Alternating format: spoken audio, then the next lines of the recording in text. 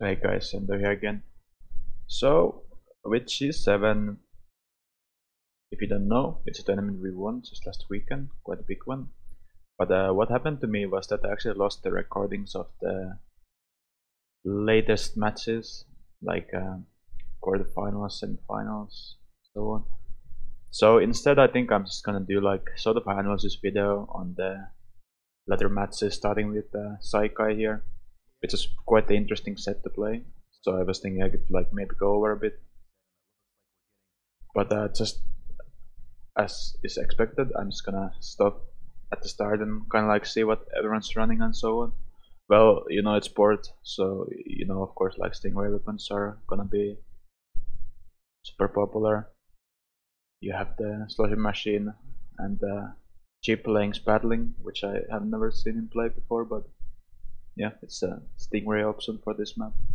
And our comp actually doesn't really change too much in this tournament, depending on the map. We kind of focused on everyone focused on just one weapon really, and that's what we run for about every stage.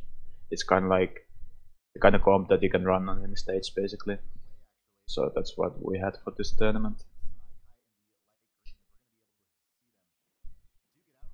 But yeah, typically this kind of lineup we always get the first pop on Rainmaker, which is actually pretty big on this mode. You get the map control forward, and you can start making a push of that, and we actually got a pick of that push as well. Like I think Shaq, who's actually was after the Sufyan, went down there,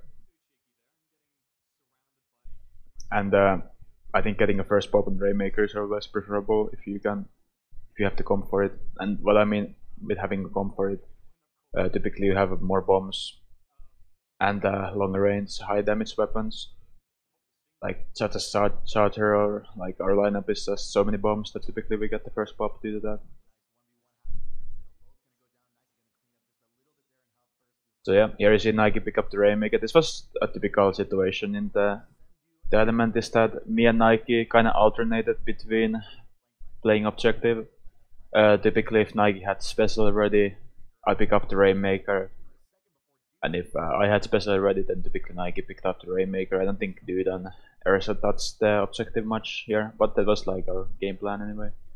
And I think it's a very comfortable playstyle for both me and Nike overall.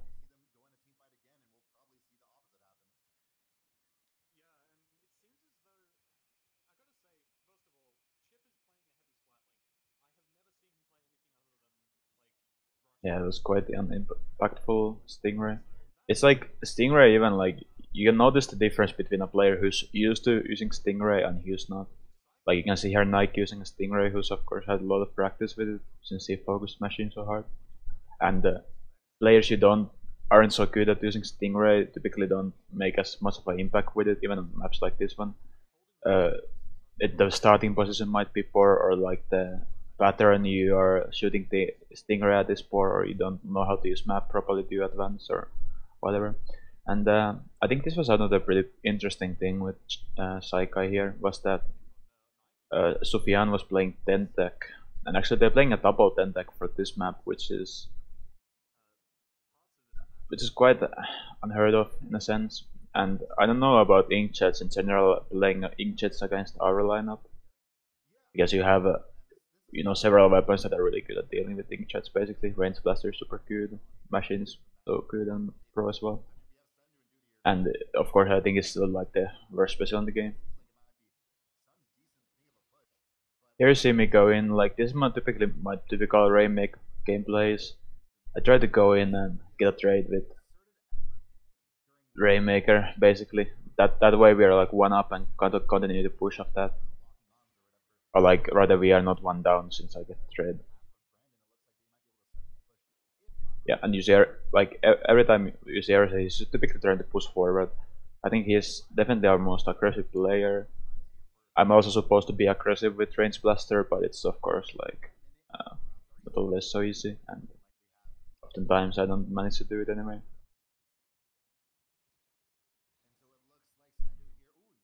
This kind of pushes on board up pretty strong, and I think you have to, with range blaster, you have to be able to push a lot to the court, like really aggressive. Like if you manage to push to the court and then flank, from left to right or vice versa. It's super strong always.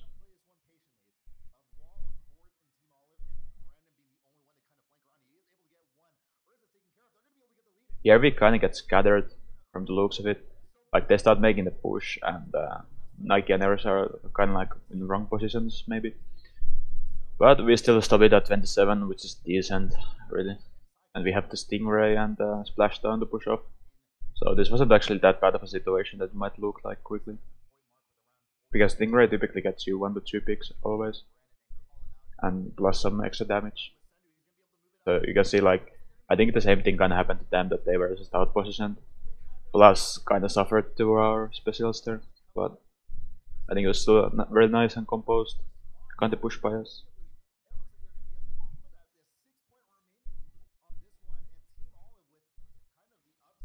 Yeah, it's pretty nice place by Nike. He tried to go for the knockout there, which is like fair play because we already have the push to 6, so it's just we want him back to spawn anyway to just Stingray. So he makes like a risky play, but doesn't really matter. And here you see dude just hiding in the smallest piece of ink. That's how many Rainmaker games end. And overall, like the push they made, we played it badly. We weren't in positions at all. But for the counter push, we played really well.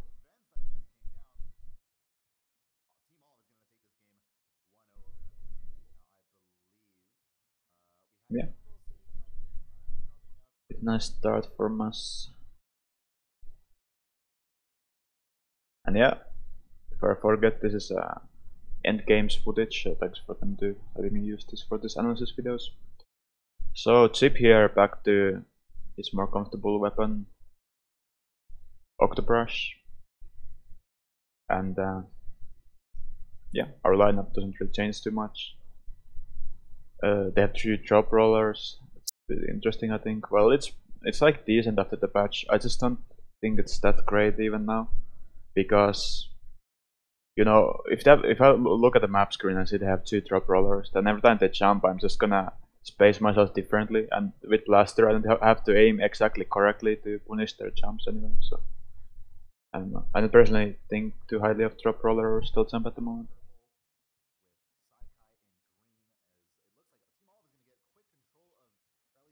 Yeah, I play kinda badly. Like I try to go for an early pick, but I kinda like can't really focus my target, and then I shoot at 2 different targets, which is kinda like not what you want there. Like I barely had the right idea, but the execution was just off. And then you kinda see it steamroll to a point where we get wiped. Because like every time the first pick is so important, because after that the game is like 3v4 and release the push of that then.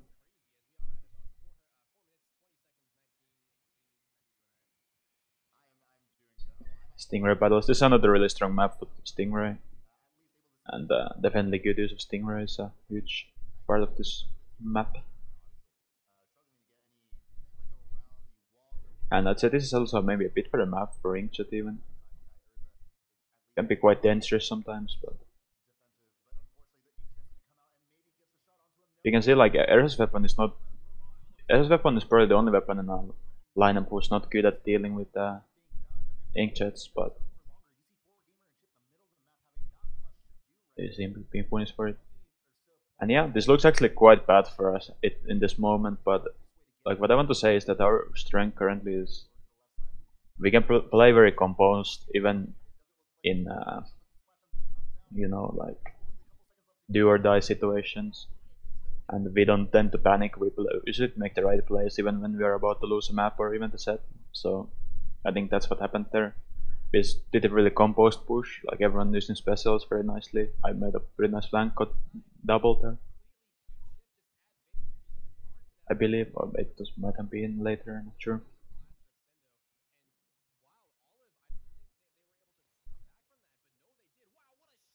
That was pretty one of the cool directs I got, I guess. That's like the more those kind of directs you hit, the more effective you're gonna be, obviously. But it's always so easy to hit, especially against those faster weapons. And kind of we managed to like pick them off one by one here.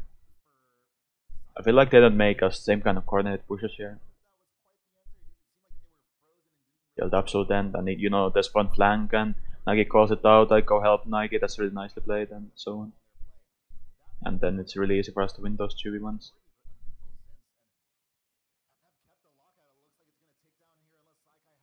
Here I actually got a kill or two, but what happens then I don't have a ink to help do things, so I'm kinda like doing nothing there in the corner. And Pro doesn't really ink enough to solo cap the zone, so we barely missed the knockout there, but still quite the game we have there with Saikai's count being at 3 and ours at 1, but it's pretty interesting.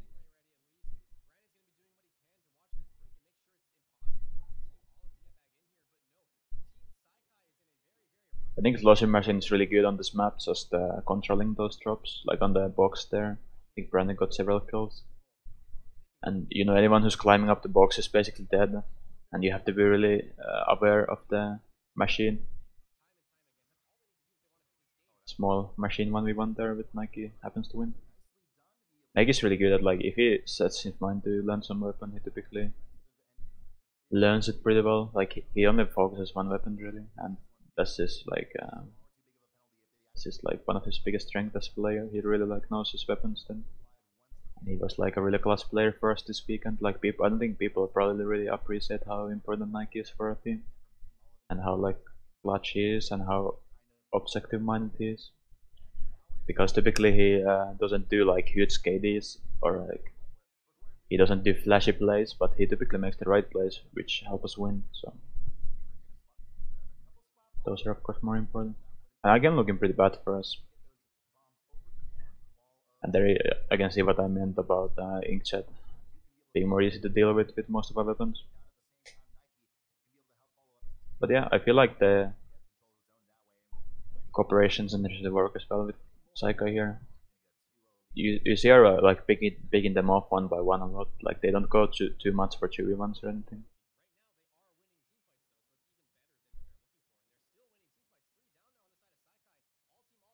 And we get the wipe there for the same reason, and that's that game. Quite a close game. Quite interesting game. First the 3 count and then the 1 count. But yeah, I think our lineup is really good for Kelp Dome. Really good map for us right now, I think.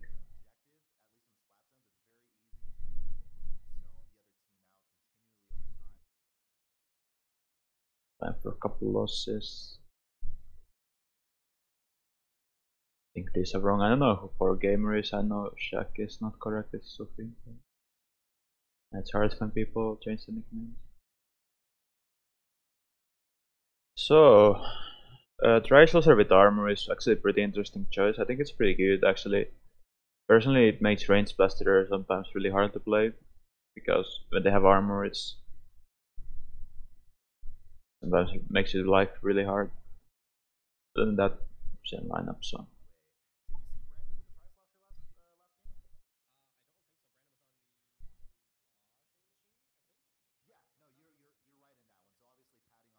You see there, like, me and Ersa Crook together at the start. Ersa goes down, but I can like get revenge kill on them right away. So yeah, just basically this whole set is like showing you how important crooking up is in this game.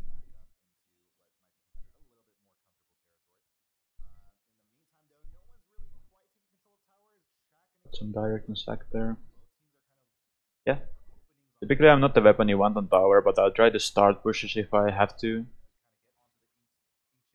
They're gonna get double teamed. I'm not actually sure what my teammates were doing at the moment there, but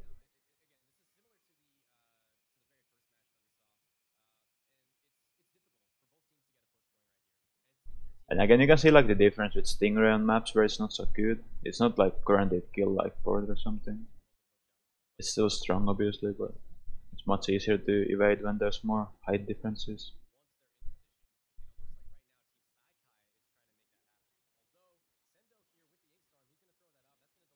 Yeah, kinda like barely evading the inkjet there. Yeah, I tried to throw a lot of bombs on tower. I think it's really good way at making them push harder. The only problem is that it uses so much ink so then my main weapon isn't be able to use that much. But throwing bombs on tower forces the people to move on tower in a certain way that makes them easier to pick up. So that's why I do it often.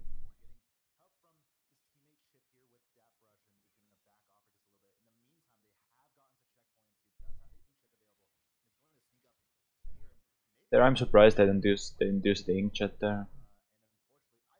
Maybe kind of like just another example of how like inkjet is really bad, like people don't even want to use it when there's a perfect situation, because you know in some ways it makes it easier for you to get picked off. I think Chip is really good at like using the full mobility of inkjet though, which makes sense with how much he played Octobrush. There I get like a nice triple, but I feel like I couldn't follow up properly. Like I should have pushed up more and have better position at killing them. Like I'm basically in the wrong position, and that's why they get the Nike 2 here. But I'm still alive, like kinda anchoring, so it's not that bad. But you know, we could have made a lot better push there if I had better positioning.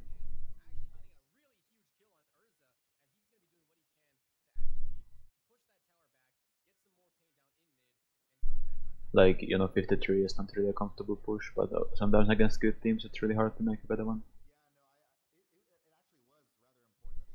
You can see like the typical inkjet.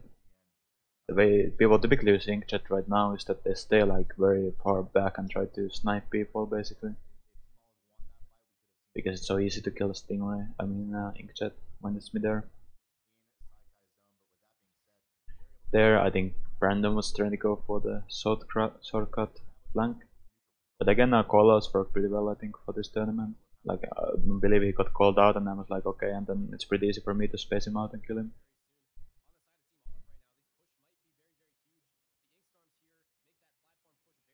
I think correctly we try to go for the better push here, but I think again maybe a bit poor positions. No one was really watching the right side, or maybe we weren't quite ready to go there yet.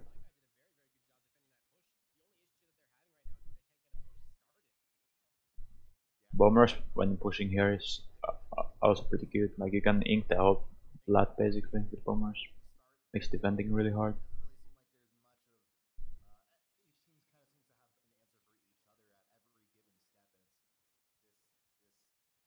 I was, I guess, expecting someone to come from shortcut, which is a pretty reasonable thing to expect. I think, like, even if he got no kills there, I think he still had the right idea there. I think there was a high likelihood he would have gotten even, like, multi kills, but you know, when these fail, then it's kinda easy for things to snowball. And here, well, I can joke, honestly. I should have gotten that kill, but sometimes you like see the counter ticking down, you know they're like 3 points away from taking the lead, you can like have high pressure too. I don't know, just something I gotta learn better.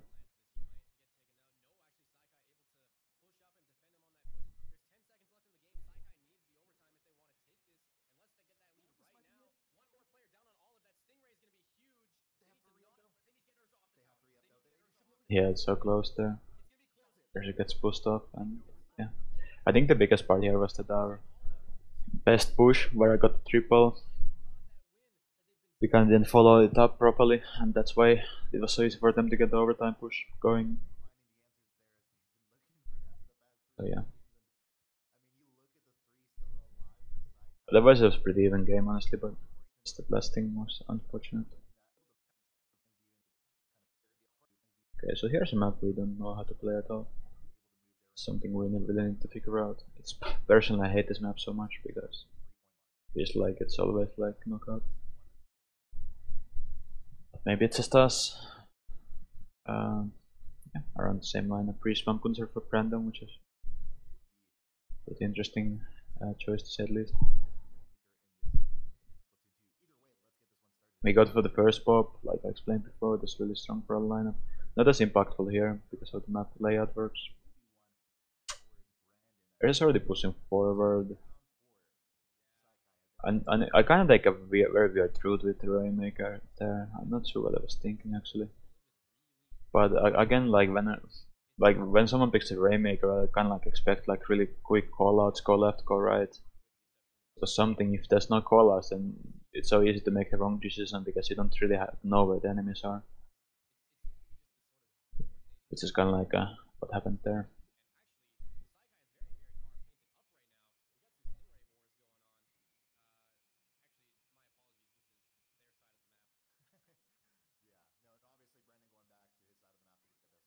Again, it's kind of like starting the snowball soon. Oh, he got missed it there. But it kind of like gonna start snowballing in Saikai's favor there pretty fast. They have a really good lineup that's like looking us, spawn, especially on this map. They're just behind, dudes in front, but I think rest of them are dead at the moment. And yeah, when they get the tramp, it really becomes a really hard game for us to win, basically. I'm not even sure how I should play it. I think I should maybe try to drop down or something to the car there and try to kill people like that. Because if you just stay on the platform, it feels like you always get flanked and get destroyed. And yeah, bomb rush, and yeah, that's it usually.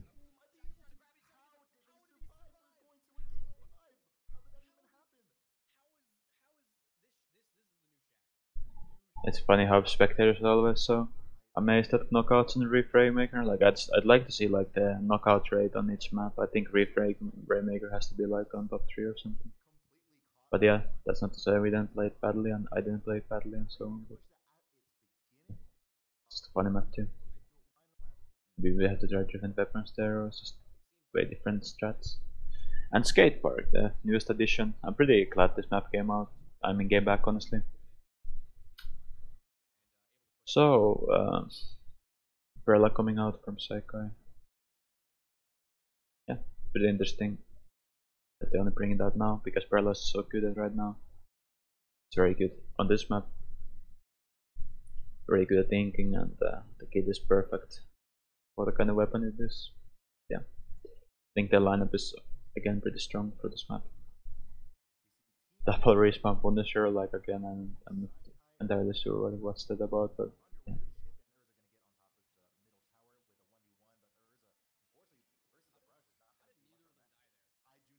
There's a bit very nice burst from there at the start. Yeah, it's pretty easy for me to typically kill people who are standing on top mid, provided I have the right positioning. It's actually pretty interesting what I did with Prella here. It's kinda hard to rush down the elbow actually here, when you see the Prella holding down the shield. Like typically that's the position I wanna be in, but harder this time to the Prella. Holding the shield out there.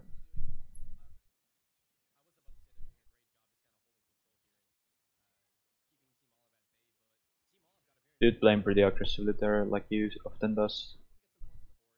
As made possible by his good aim, but the slow physics kind of screwed him over there really, and then he was too late with the kill and they got help from spawn. Yeah, Octopus is really good at holding top mid, as seen here. Holding top mid on this map, of course, really important. And you can see like the Octopus can pretty much soloing the whole both zones there. So I just had a lot of responsibility at dealing with the Octopus top mid and so on. Again, pretty huge game for Nike really. Like his handship is too like it's so good right now. There I think you see me try to go like physics go up top mid and try to get a direct there. That's not too hard of a kill to make, but it's also easy to miss.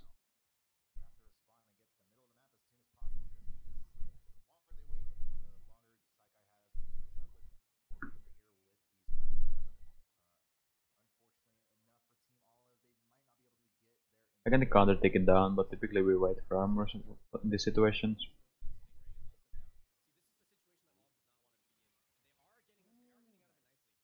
We finally removed the prelate there. But yeah, we get control of that armor push. I think pretty well played for us. From us.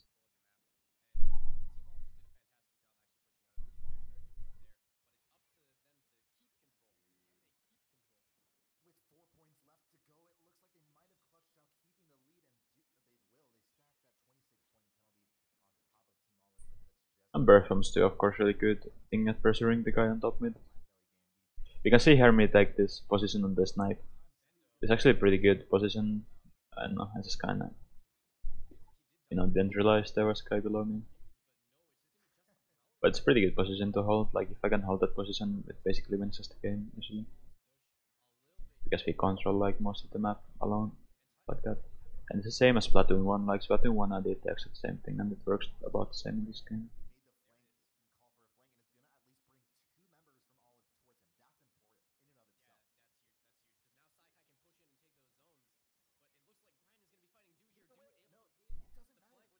Again, like those flanks, I think we were pretty good at dealing with flanks in this set. In general, like we could call them out well, and we grouped up together well to deal with them. They're doing work on the front lines as always.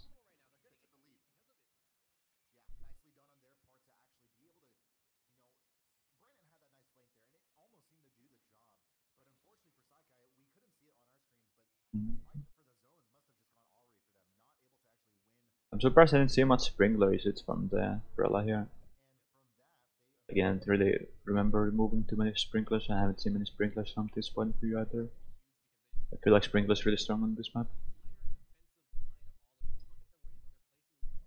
And again, lead to 30, which is okay, but again, you know, they're pretty close at taking the lead here. I think some people were already celebrating us losing this game or something. But you know, like I said, like we are really good at playing under pressure and playing, you know, even in like choo like where wins the set and goes on.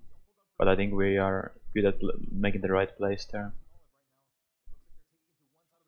And yeah, you see again the armor push coming out, and we can do a lot of work of that.